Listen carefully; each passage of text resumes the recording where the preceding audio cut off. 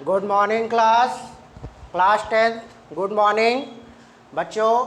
मैं जो है आपको एक्सरसाइज 1.3 करा रहा था, जिसमें मैंने आपकी एक्सरसाइज के फर्स्ट एंड सेकंड क्वेश्चन को सॉल्व करवाया था।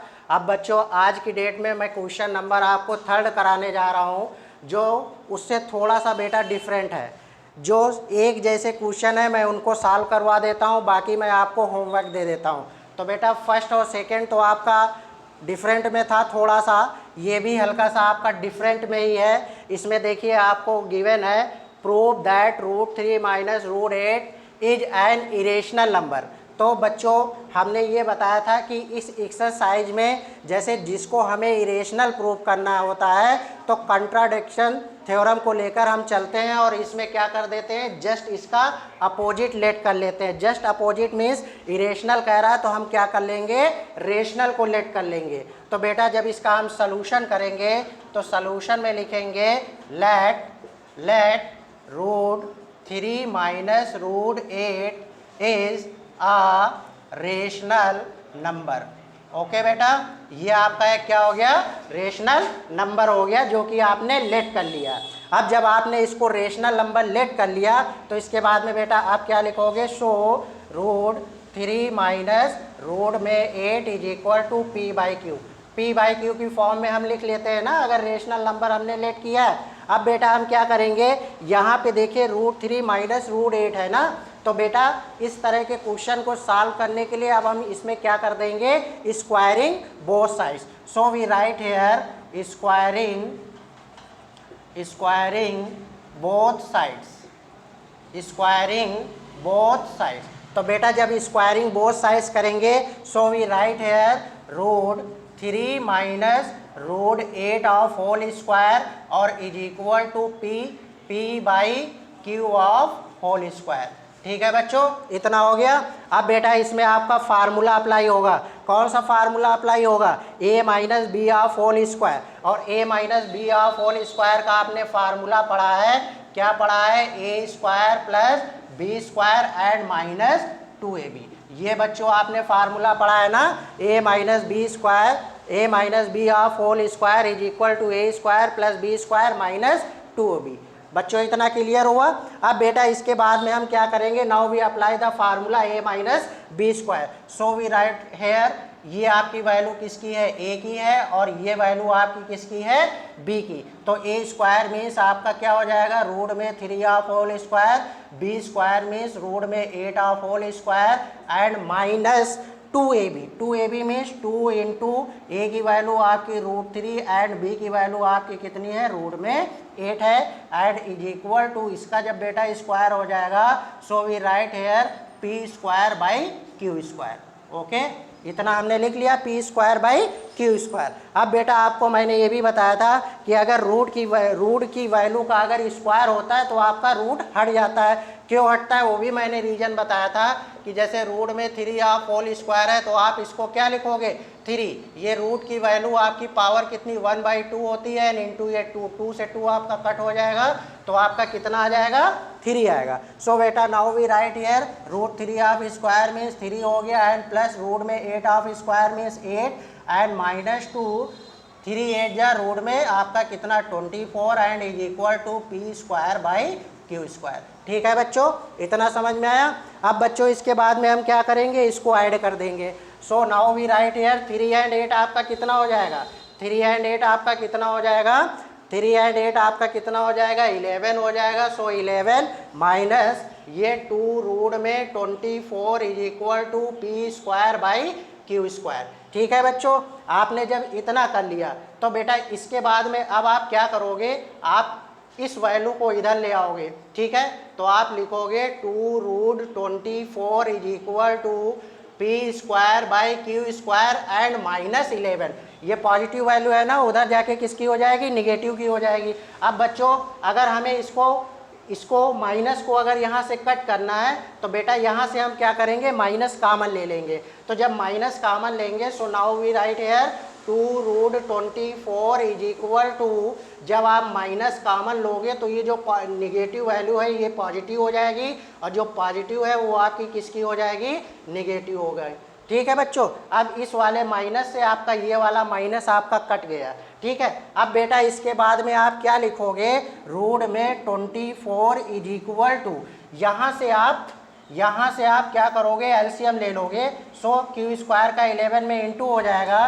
सो आप क्या लिखोगे यहाँ पे, 11 Q square and minus P square and by Q square, और साथ में जो ये इंटू का 2 है ये इसके अपान में आके इंटू लग जाएगा। ठीक है, अब बच्चों देखिए, इसके पहले जो मैंने फर्स्ट और सेकेंड पार्ट बताया था तो उसमें मैंने आपको बताया था, अब ये आपका क्या बन गया, एक रेशनल नंबर बन गया।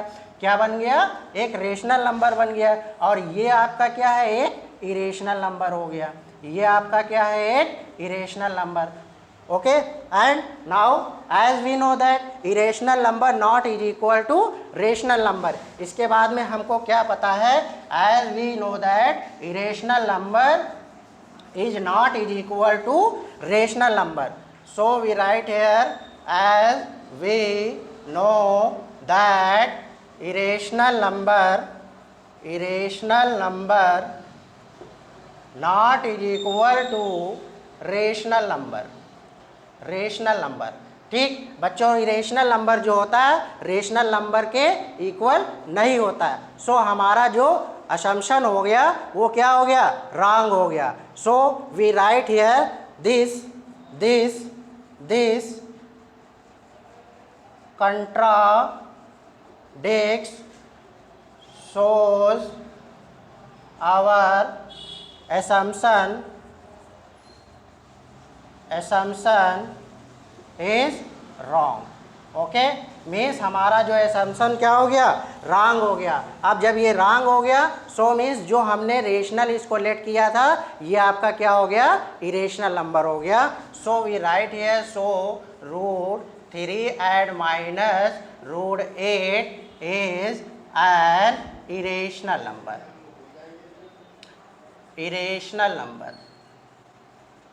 ठीक है बच्चों, बस यही आपको प्रूफ करना था। Hence proof. Okay, hence proof. ठीक है बच्चों, तो इस तरीके के आपके क्वेश्चन जो है, इस जो मैंने बताया है इसी तरह से आपको इसको सॉल्व करना है। अब बेटा थोड़ा सा हम आगे चलते हैं, इसी क्वेश्चन का एक और पार्ट देखते हैं।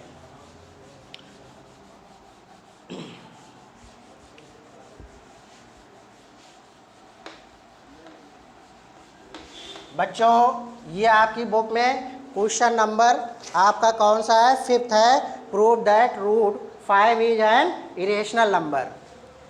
Question 5, prove that root 5 is an irrational number। Okay, ये आपको प्रूफ करना है।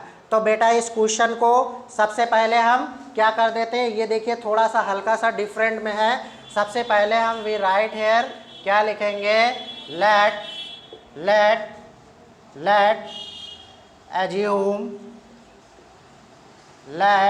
assume that root 5 is a rational number। ये बच्चों आपने क्या कर लिया, रूट 5 को एक रेशनल नंबर लेट कर लिया। So we write, so root 5 is equal to, आप इसको p बाई क्यू कर दोगे। ओके, अब बेटा इसमें आपको क्या करना है, स्क्वायरिंग बोथ साइड्स करना है। स्क्वायरिंग बोथ साइड्स, जब आप स्क्वायरिंग बोथ साइड्स करोगे so root 5 of square is equal to P by Q का होल स्क्वायर। रूट में 5 का स्क्वायर बेटा आपका क्या हो जाता है, 5 हो जाता है, एंड इक्वल टू आपका P square by Q square. ठीक, अब आप इसको ये अपान में इधर लाके क्रॉस मल्टीप्लाई करोगे तो इंटू हो जाएगा। So we write 5 Q square is equal to P square. ठीक है, तो बच्चों ये आपकी एक इक्वेशन बन गई।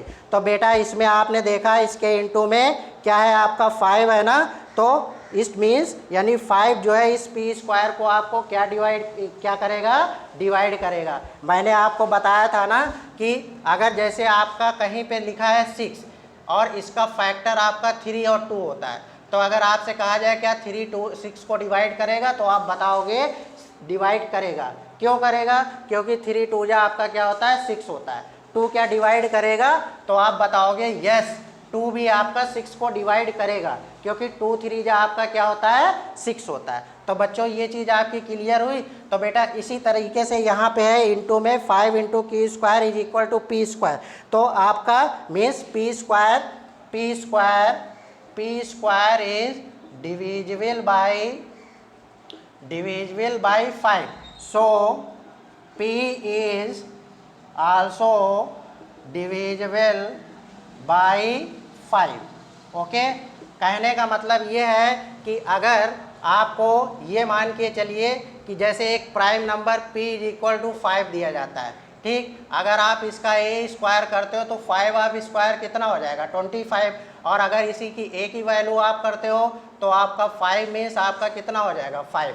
तो कहने का मतलब इस वाले 5 से आप देखिए जब स्क्वायर कर रहे हो तब भी 25 डिवाइड हो रहा है, और इस वाले 5 से जब a की वैल्यू को डिवाइड कर रहे हो तब भी 5 1 जा 5 आपका डिवाइड होगा। सो वही सेम कंडीशन यहाँ पे अप्लाई करनी है कि अगर आपका p square is divisible by 5 है, सो p is also divisible by 5। Okay, so 5 is a factor of किसका p।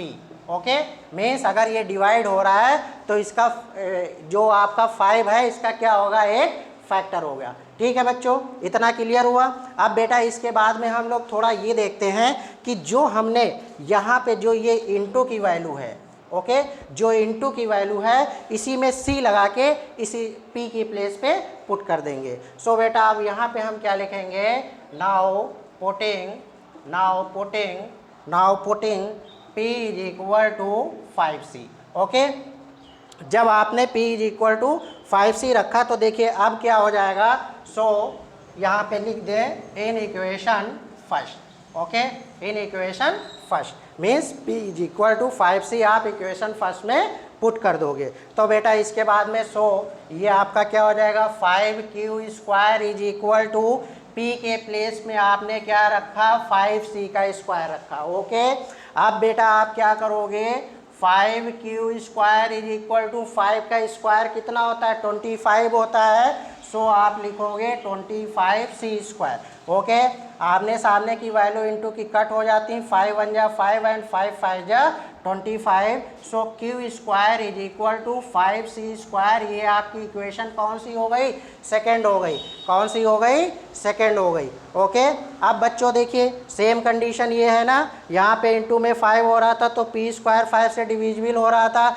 यहाँ पे देखिए इंटू में 5 है तो मीन्स q स्क्वायर 5 से क्या हो जाएगा डिविजिबल हो जाएगा। ठीक है, सो नाउ वी राइट क्या लिखेंगे हम, इसके बाद में बच्चों हम लिखेंगे क्या लिखेंगे 5 लिखेंगे q square is divisible by 5।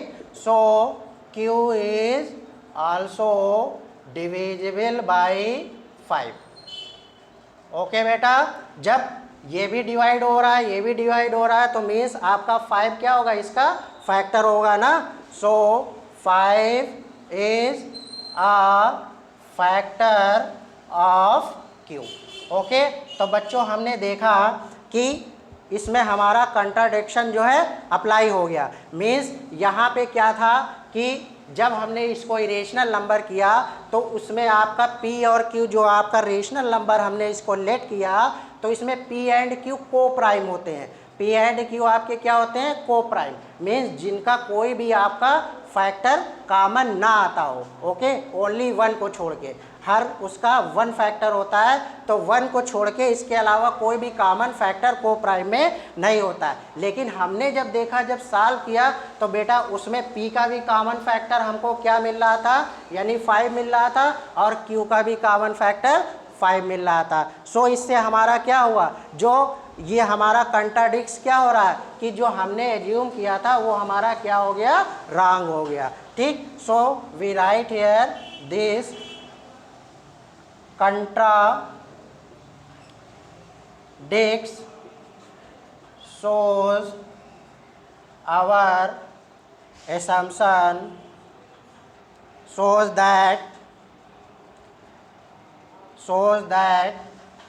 that यहाँ पे that कर लें आप, that our assumption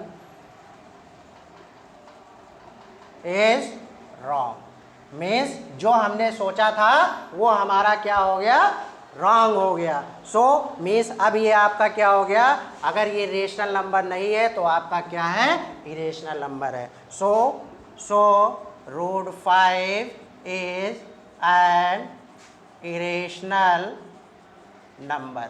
ओके बच्चों, यही आपको प्रूफ करना था, हैज़ प्रूफ। तो बेटा हमने देखा कि कितनी आसानी से हमारा क्वेश्चन सॉल्व हो गया। अब बच्चों इस एक्सरसाइज में आपके जितने भी डिफरेंट टाइप्स के क्वेश्चन थे सारे मैंने आपको सॉल्व करवा दिए हैं। बाकी जो इसमें 2-3 पार्ट बचे हैं वो आपको बेटा खुद करना है। ओके, अगर कोई दिक्कत होती है तो आप मुझे बताओगे। थैंक यू, आज के लिए इतना ही।